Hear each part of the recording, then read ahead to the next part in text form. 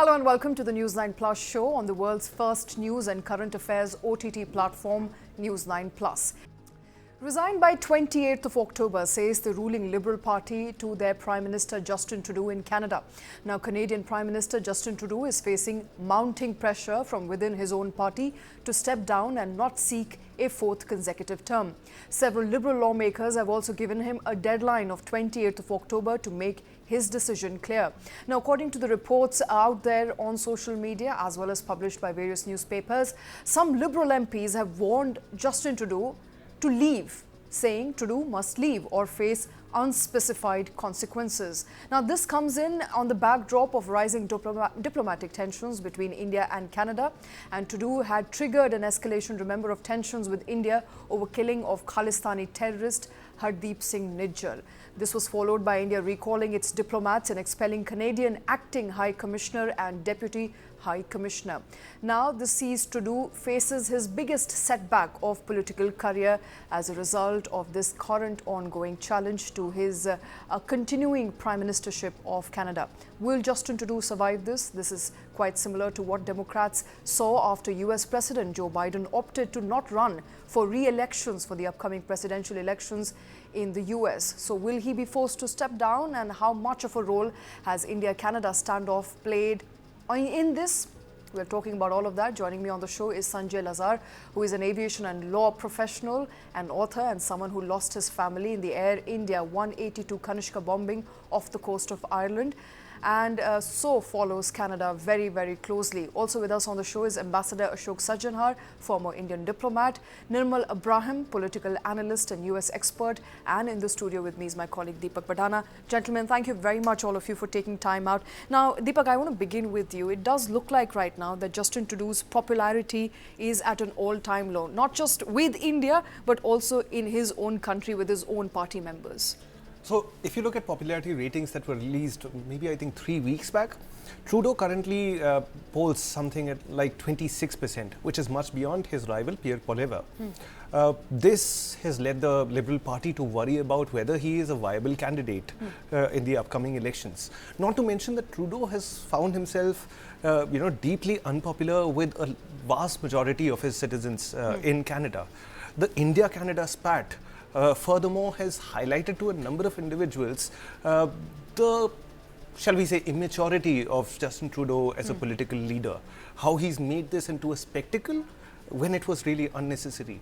So while it may have had an impact on it, I don't really see it is the sole reason for his his party asking him to leave. But the timing is interesting, right? And you have to read all these developments on the backdrop of it's one the another. Impulse, Absolutely. One thing adding on to the other. Let me quickly get in Mr. Sanjay Lazar. Mr. Lazar, we're looking at what's happening with respect to Justin Trudeau's popularity in Canada. We do know now that his own MPs have asked him to leave and not seek a fourth consecutive term. Canada has not seen a fourth consecutive term for any prime minister for the last 100 years. What are you making of what's happening with Justin Trudeau? He doesn't seem to be leaving spotlight anytime soon. Thank you, Shweta, for having me. Couple of things in this entire scenario. Justin Trudeau has been battered internationally because of his fracas with India over the Khalistani terrorists. That was one very significant factor. Canada is facing all-time high inflation and unemployment. Economically, it's in the doldrums. Let's accept that. Trudeau has failed on the economic front, so it's made him very unpopular domestically. The third very important point is just last week, they've been demolished in the British Columbia ridings, and they've lost, they've really come in fourth place literally out of the four parties there. And that has set the entire Liberal Party back a great deal because they can see, the writing is on the wall. The fourth thing is this petition that you're talking about, that some of his MPs have put up. There are 24, I believe, who are signatory to it, and they've given him an ultimatum.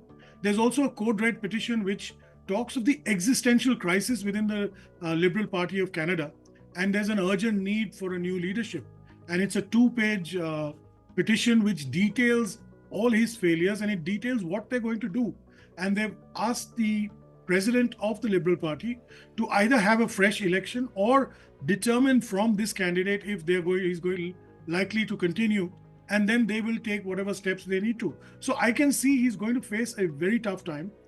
But knowing Trudeau for the politician he is, he's going to brazen it out. He's the Instagram prime minister. He's going to do what he does best, try and look good. And I don't believe he's going to step down. But he's facing really an existential crisis. That's correct.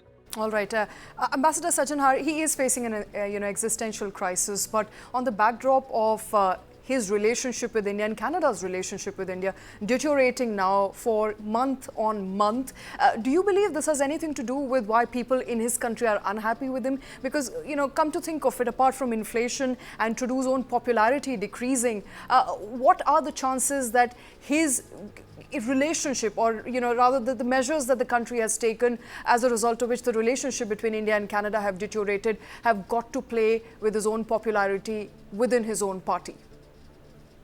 Yeah, thank you very much. As far as this issue is concerned about his popularity, of course, it has been coming down. I'm sure in all democracies there are anti-incumbency impact, but I think with Trudeau it is particularly relevant and evident, because he has really shot himself in the foot and shot the India-Canada relations in the foot also.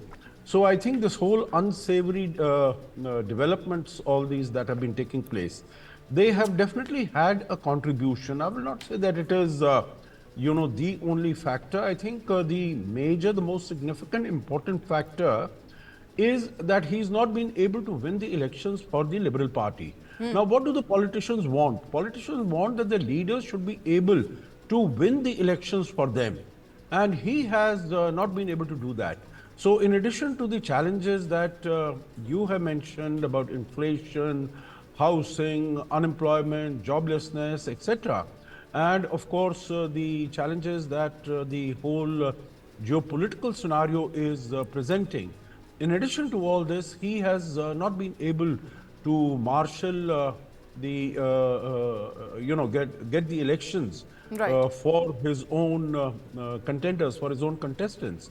So I think that would be one of the most important reasons why his own MPs, Liberal MPs, 24 of them, I think that is what the number has been quoted. They are asking for his ouster, they are asking for his removal, but it is suggested, it is not the legislators who elect the Prime Minister, so it is not that they can vote him out even if they are dissatisfied with him and his performance. They cannot vote him out. But definitely, I think the message that it sends out, because in Canada, the party chiefs are elected through a special convention. So it is not the legislators only who are responsible for electing and bringing the Prime Minister to power. So even if he doesn't resign, meaning there's not very much that the MPs can do about it. But I think his popularity charts are on a downhill course, and that definitely is going to have an impact on his longevity and how he goes from here into 2025. All right, interesting. So I want to come to you, Nirmal, at this point in time. So it does look like at this point that he's not enjoying the confidence of his own party members, with 24 MPs now coming out publicly, signing a document, a letter which was read out to him, and he came out from that meeting stating everything is okay and the Liberal Party is still together. What are the chances that Justin Trudeau will come back, will be able to avert all this political pressure, and will be able to maintain his position as the chief of the political party and get on with winning the next term of elections? What are the chances of that? Right. As far as Trudeau winning the elections next time, I think the chances are close to zero. Nirmal, we'll try and get you back with better internet connectivity. I want to come back to Ambassador Sajanhar right now. Ambassador, taking away from what you were saying, it does look like while Trudeau's domestic politics is failing, his policies are failing, his international politics and his foreign policy is not rather successful as it should have been at the end of third term. His own allies, the 5 key Five Eye allies, the alliance that Canada is a part of, are not paying heed to the hard evidence that he claims he is given against India. And come to think of it, I want to bring your attention back to what's really happening between India and Canada, because that becomes a focal point post which all these developments are now coming to light. It does look like that while his domestic politics is failing, his policies are failing to garner and marshal enough support of his own party members as well as the electorate, his foreign policy is also failing. No, absolutely. I think he has not really been able to register any success as far as the external relations are also concerned. You know, the most important case in point, of course, is the relations with India. You know, how can a prime minister of a democracy get up in the parliament, charge another democracy, the largest democracy in the world, of committing or being involved in a crime without having total evidence, foolproof, absolutely, convincing evidence. Without that, how can you do that? Even if a country has evidence to that effect, I think the normal procedure of conduct of relations between friendly countries and mature democracies is that these issues are best handled behind closed doors. That, you know, even if you have something, you want to say something to someone, get your officials to speak to their counterparts on the other side. And here you have India, as I said, the largest democracy, but also the fastest growing major economy. The economy of Canada is not doing well. So obviously, by joining up, by connecting with India, there are so many advantages, there are so many benefits that Canada could have, but it has thrown all that to the winds. And of course, there are issues with the involvement of the Pakistan ISI in Canada, and the support that they are providing to the Khalistan elements there. There have been reports about that. Even the intelligence officials, former intelligence officials of Canada, have also come out and stated in so many words. But he is playing on that with kid gloves, and again, even as far as China is concerned, basically trying to make a scapegoat, vilify India, because he wants to project that he is the person who is fighting for the territorial integrity, sovereignty, and safety of the Canadian people. But I think he's doing that. He's chosen India because there are many questions that have been asked. Why is he not going after China, which, the case is so flagrant, the case is so evident? Why is he not going after Pakistan, which I think everyone knows is an epicenter of terror, and many Baloch, freedom fighters have been killed under mysterious circumstances in Canada. And I think the reason for this is because these countries do not have a vote bank. Okay. It is only the Khalistanis which have a vote bank, and that is why he is trying to pander to them. And for them, what is important is that he take on India for any valid reasons or not. And here he is creating reasons and then coming out and saying that the High Commissioner of India is a person of interest. We want to investigate him. I think he's going beyond all bounds, all limits, and maybe people in Canada also have realized that much.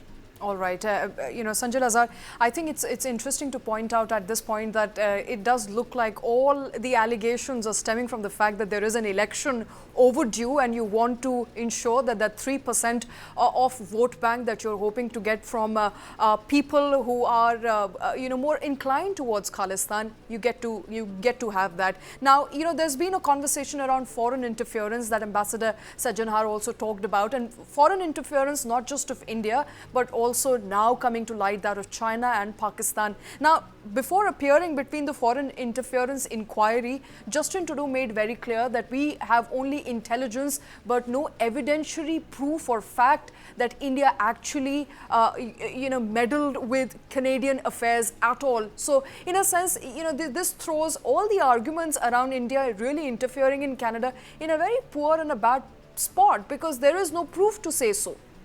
Shweta, I'll point this out to you. Perhaps, News9 had noticed when the inquiry, before the inquiry, they announced this on the 12th.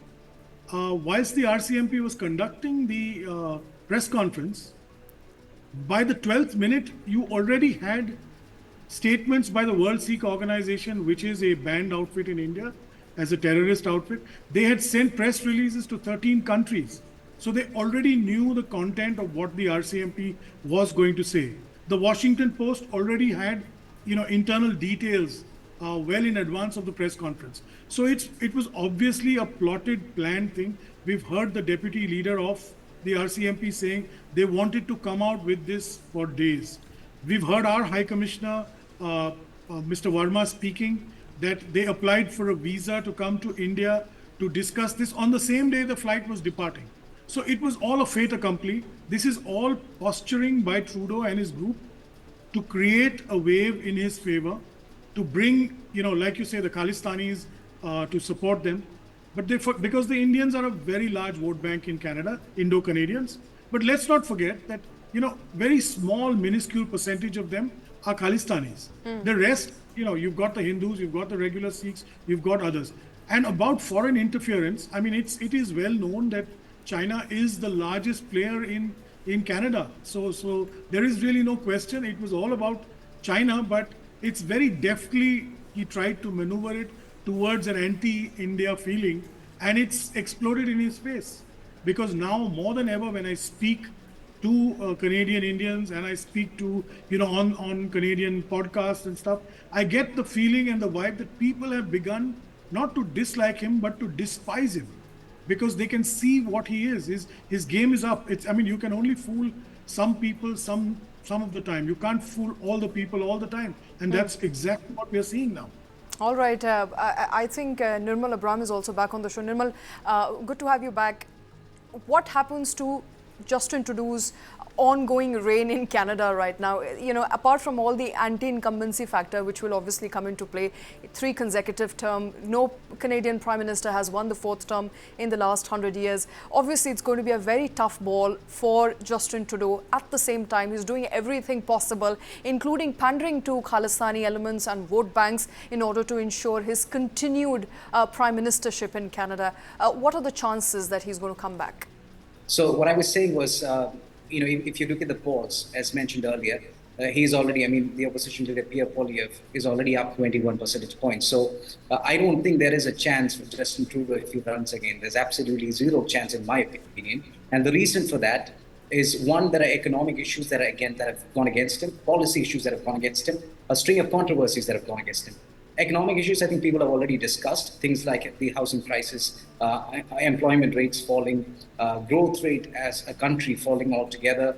And then there are the policy issues as well as controversies which expose the fact that he is no more a liberal, because the reason he was voted into power, especially by youngsters in Canada, was because they believed that he was someone who stood for what he spoke for. So there are a couple of issues like, him interfering in a court case related to SNC Lavalin, where he intervened to help the company, which is something that someone in a capitalist government would do. Number one. Number two, he wants people to pay, the regular person to pay $85 per 1 ton of carbon emitted. Whereas when he went to New York, he used 2 private jets, which emitted close to 200 tons of carbon, and he paid nothing. And these are things that Pierre Poilievre openly pointed out in the parliament.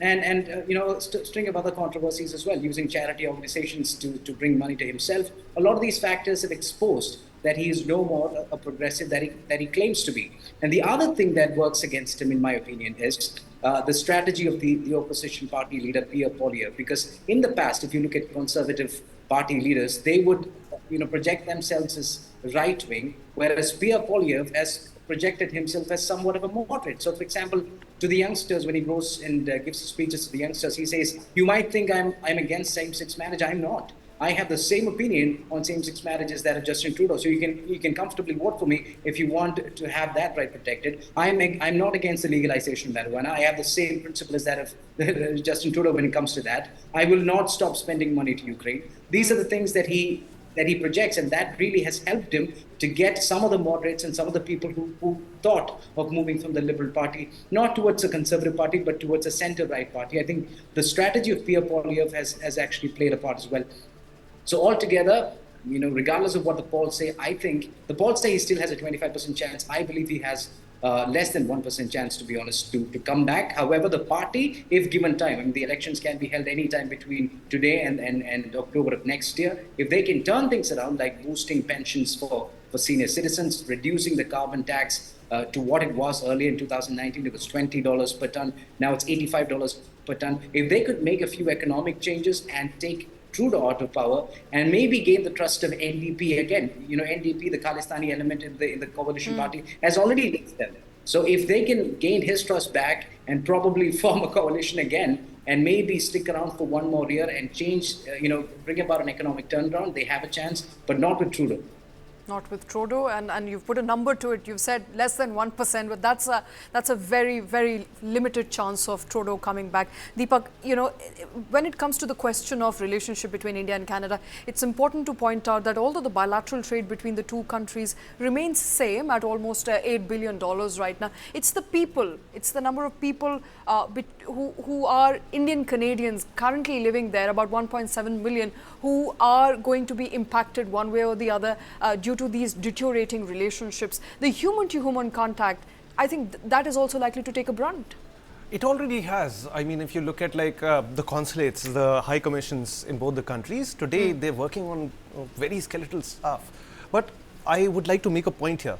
While Mr. Trudeau's difficulties gives cause for some schadenfreude in India, we must understand that the rot in Canada goes way deeper. I mean, you only have to turn back the clock to, say, the Guru Nanak Jayanti or Baisakhi this year. And you'll find that in boroughs all over the country, it's not just the Liberal Party people who are trying to pander to this Khalistani voter bloc. It is also the Conservatives. So one can expect the tensions to go down a bit. But this problem isn't really going where as of now. If you look at India's relationships with the Anglosphere, you'll find that Canada has for long been an outlier. And $8 billion worth trade is virtually nothing compared to India's partnerships with other nations as well. So this is something that we must keep in mind as we go forward. And before I close the show, I think a lot of people who are hoping to go, and student diaspora for that matter, who are hoping to now go to Canada, and people who are already hoping to travel, have plans to travel, would be wondering, should they not? Let me quickly take that last question to Ambassador Sajanhar. Ambassador, what are people to make of what's happening between India and Canada? Is it still safe? Let's say if I go to Canada, my passport is lost. What do I really do with a very thin skeleton, number of people really operating out of Canada, Indian officials in Canada right now? Is there any merit in me traveling to Canada for studies, for future prospects? As far as the specific issue that you mentioned, that if you lose a passport, what will happen? I think as far as the Indian embassies, high commissions, government, Ministry of External Affairs, they have been very, very focused as far as the welfare of Indian communities outside and Indian travelers outside. So I think whatever skeletal staff might be there, they will be able to sort of, help out in terms of issuing a duplicate passport and so on and so forth, after they have the necessary documentation, etc. But I think on the other aspects, what we would like is that basically, there is a sort of tension, there is a latent underlying tension between the two countries at the political level. But we wouldn't like that really to go down amongst the people also. So the onus as far as Canada is concerned, to a large extent, even earlier, it was on the Canadian government. Here also, we know that till Trudeau is in power, relations at the political level will not improve. But hopefully, when there's a change of government after the elections, the relations will improve and we'll slowly come back to, business as usual. But I would hope that as far as people-to-people contact is concerned, students are concerned, trade is concerned, in terms of exchanges of delegations on science, technology, etc., they are going to be impacted, but I would hope that, that can continue without much of an impact. I mean, this is just a hope. We'll have to really wait and see as to how much this is impacted going forward, in real life terms. But I'm still hoping that it might not have, it might not suffer a body blow as a result of this problems that we are seeing at the political level. All right, and given the conversation, it does look like before it really does come to a point that there is a body blow, there may just be a change of government in Canada. Professor Ambassador Ashok Sajanhar, Nirmal Abram, thank you very much. Deepak as well. Thank you very much, gentlemen, for joining us on the show. And let me also quickly thank Sanjay Lazar, who has taken his time out to join us on the show. Thank you very much, gentlemen, for taking time out. Thank you. X and Meta are abetting crime, says Information Technology Ministry in India. In a virtual conference, Joint Secretary of IT, Sanket B. Bhondwe, questioned the representatives from airline as well as social media companies, including X and Meta, on their responses to bomb hoaxes. Now, there has been a spate of fake bomb threats or bomb hoaxes to Indian airlines in the past couple of weeks, and it remains unabated. Around 80 flights received threats between late night Monday and late Tuesday afternoon. After 50 international and domestic flights across airlines, Air India, Indigo, Akasa and Vistara received these threats on social media. Now, this was in addition to at least 30 flights and threats received late Monday. The total number of such threats has now crossed 170 over 9 days, causing significant disruption in flights and a lot of inconvenience to all flyers, and a loss of almost 600 crore rupees in revenue to all airlines in total. Now, most of these hoaxes were circulated through social media. The ministry has criticized Elon Musk's X, formerly known as Twitter, and said that this amounts to X abetting crime. It has also questioned Twitter representatives on what steps have been taken or they are taking to stop spread of false information. In our show today, we examine the cost of such hoaxes and whether to hold the social media as medium responsible, for they are governed by the law of the land. And to discuss the ongoing menace of hoax bomb threats, joining us on the show is Dr. Sanat Kaul. He's the chairman of International Foundation for Aviation, Aerospace and Drone. Also with us back on the show is Sanjay Lazar, aviation expert. Gentlemen, thank you very much for taking time out. I want to begin with you, Dr. Kaul. In this case, hoax bomb threats is becoming a menace with each passing day. We now know of at least 170 plus threats that Indian airlines have received in a very short span of almost 2 to 3 weeks. What are we making of who's really responsible for them? Now, this is a very odd thing which has happened. 170 odd or as many hoax calls coming to all the Indian airlines only, airlines of India. Now, you can blame airlines, you can't blame airlines because airlines have nothing to do with it. They are getting hoax calls. There is a procedure to be laid out when hoax calls come, and they are following it, I presume, which is to, take the aircraft to an isolation area, bring out the passengers, sort of sanitize the whole thing, including the baggage, and so on. The losses, as already stated, around 600 crores to all the airlines. It's a heavy loss for them. So what is it that is happening? We don't know why suddenly it's not one hoax call, 2 hoax calls, but 170. Is it an attack on India? It's a cyber attack. It is something very, very strange. And I think the government, instead of becoming, trying to take it out on airlines or on the Twitter or X, they have to look into it very safely, very, very seriously. So what is happening? Is it a single concerted attack done through multifarious people or individuals or, hoax calls, but it is all coordinated?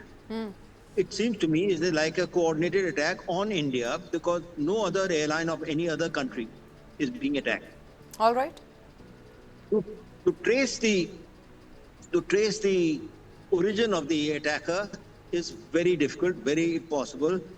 And, because the VPNs and other things are so difficult to locate and to find out which exactly, even from sitting in India, you can probably send an attack through Germany or Europe or some other country. So how Do we have the expertise to handle this situation? I don't think so. In any case, Civil Aviation Ministry and the airlines certainly don't have the expertise. They are helpless in the matter. Ministry of IT and other organizations within the government can perhaps manage a little bit, but I don't know. Maybe it is time for government of India to take help from other countries like Estonia. Estonia is supposed to be very far ahead in managing cyber attacks, cyber management, or some other country which are neutral countries which may come to our help. But it is something which is mind-boggling because the attack is only on Airlines of India by a body which we don't know who's attacking. There is no requirement for ransom. So one of the things that happens in cyber attacks is that when they are private attackers, they ask for ransom. Now that ransom is not being demanded, and they can't demand a ransom when there's a bomb hoax. Normally what they do is they steal the data of passengers or some other data and then say we can return the data to you provided you give us a ransom. Or the other thing is like a hijacking of an aircraft where there's a political motive to it. They ask for release of prisoners and things like that. But neither of these things are happening. There is no demand for ransom, no political demand. So what is happening? Is it to tell India that you are vulnerable? Okay. I mean, this happened earlier also in the electricity grid earlier in India. It happened in the United States. I think one of the gas pipelines, oil pipelines. So who is attacking whom has to be known, and India perhaps is not ready for it. They can ask X or Twitter, or earlier known as Twitter, to help them. Okay. To become, that they... Right. Yeah. Right. Let me also quickly get in Sanjay Lazar, who's been patiently waiting. Sanjay, I think the conversation around, what's really happening with airlines today, obviously these are hoax bomb threats and they lead to airlines scrambling to get their jets out of the bay, to get them thoroughly checked, resulting in delays and massive financial losses, but also who is actually behind it. Now, we do know that IT Ministry, Civil Aviation Ministry has jumped into action. They're all really scrambling to find out who is behind these 170 odd hoax threats. Now, we do know also that Delhi, police has been unable to find out the IDs behind those who are operating these accounts on social media sites responsible for issuing these threats. Do you think it's time now to hold the messenger accountable, which is the social media platforms, really allowing these hoax bomb threats or people who are making these threats to continue making IDs?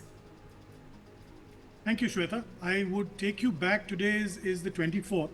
I'd take you back to the 12th of October, when the RCMP press release came out, and I was on your channel, as a matter of fact, and I did point out on 2 channels that day that, Canada is literally breaking off ties with us. Please be careful. Let's stop flights. Let's treat every flight out of India that it has a bomb scare. 24 hours later, we started seeing a pattern of bomb threats. There were 5 or 6 initially, then it went to 17. On day 2, I was on numerous channels, again one of yours, and I tweeted that this is a concerted effort. The minister came on saying it's a prankster. Then he said, some kid has been caught in Chhattisgarh. At that very point, I pointed out, and I've consistently over the last 10 days said this, that India is not capable of handling cyber warfare. This is cyber terrorism. And I've not said it today because and Dr. Kaul has been in the ministry. He's been an eminent person in our aviation sector. He would know better than anybody else that the MOCA is not equipped to deal with international cyber terror. Neither is the policeman who is at Chhatrapati Shivaji Maharaj International Police Station or the IGI police station. We needed the Ministry of Home Affairs to tie in with the Ministry of Electronics, IT, the military intelligence, BCAS, DGCA, your CBI, CID. I take you back to 9/11. 9/11, when it occurred, America was clueless. After that, they got their act together. They got a Department of Homeland Security because they found there were diverse agencies across the country who had to handle this. They brought 33 divisions and departments under the Department of Homeland Security. The act was signed by Bush in 2002, I believe. 2003, it's come into being. After that, you whisper so much as a bomb threat anywhere on earth and you get clapped in irons. We've seen the same thing in Europe. We had a young kid who spoke of, I'm on my way to Menorca to bomb an aircraft. And, you had fighter jets bringing him down early this year. And his family paid $100,000. We are, really, after the horse is bolted, we are running to close the stable doors. The Ministry of Civil Aviation should have instantly gone to the Home Ministry, brought in all these things, because we need nation to nation. We have to go to the NSA, we should go to the FBI, we have to go to the German intelligence, MI6, because you can see that all these threats are coming from abroad. And X, talking about X and the other social platform, you already have the IT Act in place. All these social media companies have challenged it in the High Court and not succeeded. Get them to cough up. We already have the act, which is the Suppression of Unlawful Acts Against Aircrafts, 1982, which is amended in 2010. Section 3(1) provides for this, and not only on ground or in the air, at all times. We've been messing around thinking this is a DGCA affair or this is a BCAS affair. This is much bigger than you and me. This is much bigger than one ministry. It's a combination of it, and we've dropped the ball on this. I'm very sorry to say, and I hope and this is funny because India has the foremost IT professionals in the world. India, go to America, all the IT companies are headed by Indians. Yet we can't get to the bottom of this because you've got a guy he could be sitting in Chinchpokli or in Vladivostok, using a VPN and spoofing off 3-4 countries and posting this. And Absolutely. It's millions and dollars of loss. I just hope that we get a handle. Military intelligence, our intelligence, NSA, IB, RAW, everybody gets into the act and we crack down. Let's make examples. You will not see this happening again. Simple. All right. Absolutely. I think it's about time that we make examples of it. And Dr. Kaul, I think to begin with, where does the buck stop right now? We have already received a certain number of threats. It's already cost our exchequer, our airlines, our people. Every person who's involved in the process is already paying the fine, the penalty of these hoax bomb threats. Where does the buck stop right now? Because we've seen BCAS issuing a statement. We have seen MOCA, the Ministry of Civil Aviation, issuing a statement. We've seen, the Civil Aviation Minister coming on record to say that we are going to tweak the laws. We are going to make it a cognizable offence, and something is going to be done about, these people who find some fun in issuing hoax or fake bomb threats. Where does the buck stop right now? Because it's unabated. It's not stopping. Yeah, let me say, for example, increasing the statement that we will increase the punishment. In any case, the punishment is life imprisonment already in the case of hoax calls. So what more do you want? Death sentence? Okay, you can do death sentence. But that's not the issue. Issue is that where you say, where does the buck stop? Buck stops at NSA, National Security Council. That's where the buck stops, because they have to look into all these issues, and the buck stops with whichever agency is responsible for cyber security. Let it be NIC or some secret agency which is there in the government, which should not be named. Buck stops there, because this is a national issue. This is not a civil aviation issue. It could be done to some other agency, to some other sector of the economy tomorrow. Right. So Dr. Kaul, stay with us. Stay with us. We have Rakesh Maheshwari joining us. He's the former head of cyber law and e-security, Ministry of Electronics and Information Technology. Mr. Maheshwari, you heard what Dr. Kaul had to say, that this is a cyber security issue. This is not a civil aviation issue, and therefore the buck really stops with the ministry, with the authorities who are responsible for cyber security. Would you right now say that we as a country seem to have failed to not just nab the people or group of people who are responsible for these threats, but we don't look like we've made any advances in trying to identify who these people are? See, from a legal perspective, the laws are clear. And the platforms, if they happen to be social media platforms or any other intermediary on which such threats have been published, it is expected that as and when the law enforcement agencies approach to seek information of the users of such accounts, and particularly situations like bomb Hoax are the emergency situations. It's a life and liberty kind of situation wherein it is expected that they cooperate and provide the requisite information on an emergency basis, positively within 6 hours, but preferably within 2 hours. Okay. Mr. From a Maheshwari, legal perspective, Mr. Maheshwari, I want to understand from you, sir, a more humane answer. Do you think the cybersecurity department, the IT department, the wing of cybersecurity has hit a dead wall right now? We have not been able to crack up the case. We've not been able to identify the culprits. And we are, of course, holding social media sites responsible, but we haven't been able to identify who is the person responsible for such threats. See, in order to identify, attribute the person who may be responsible, we really need to know we have to start.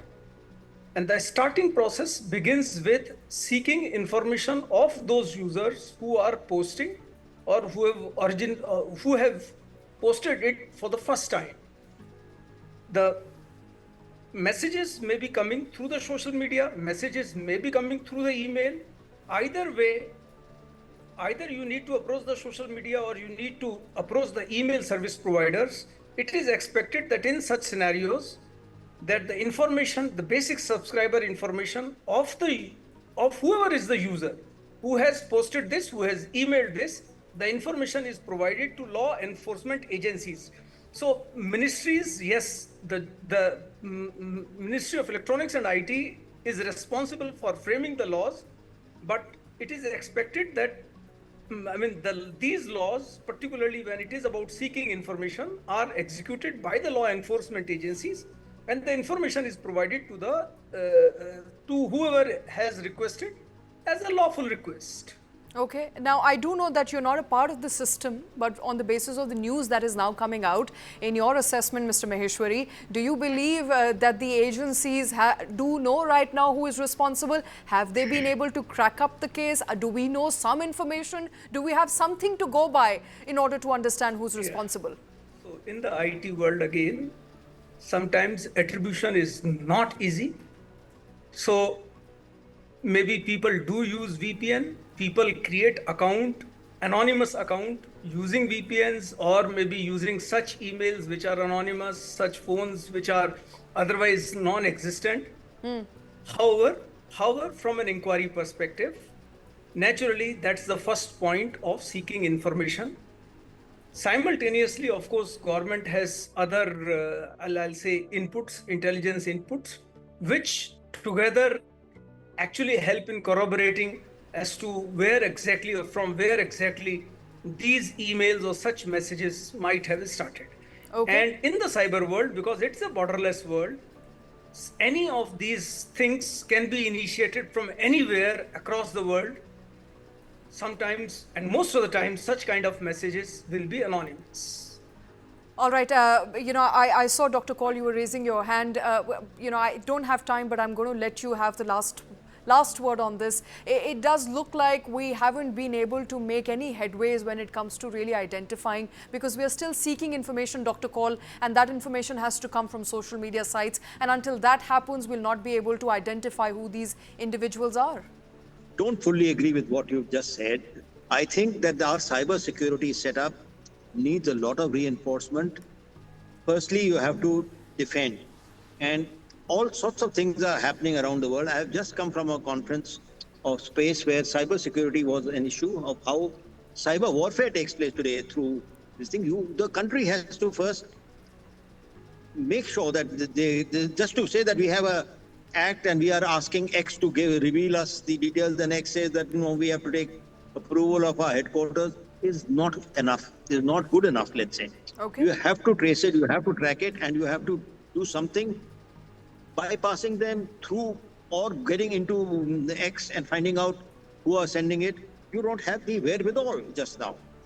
So cracking a cyber attack is very important to be done within yourself, and you should have the wherewithal and the knowledge and the tools to do it. That is what is required. All right. And that is where the whole thing is falling flat, that yes, they are not cooperating. The acts also don't provide enough. I think life imprisonment is long enough. That's enough deterrent. But from where it is coming, who's sending it, what is it doing, there has to be a much greater vigilance on Absolutely, this issue. much greater vigilance and than we have. perhaps a lot more advancement to technology that we currently have right now. Dr. Sanat Kaul, Sanjay Lazar, Rakesh Maheshwari, gentlemen, thank you very much. As much as I would like to discuss this topic further, it's an issue that affects all of us, all the flyers, every person who's hoping to either take a flight or move from place A to place B within the country. We've all been dealing with late departures, late arrivals, and with a lot of flights which never take off for hours and hours at stretch because there is a hoax bomb threat, and it continues to be a problem all of us average individuals are facing today in India. And we need to up our cybersecurity game in order to really understand and identify people, culprits responsible for it. But with that, we have run out of time on this segment.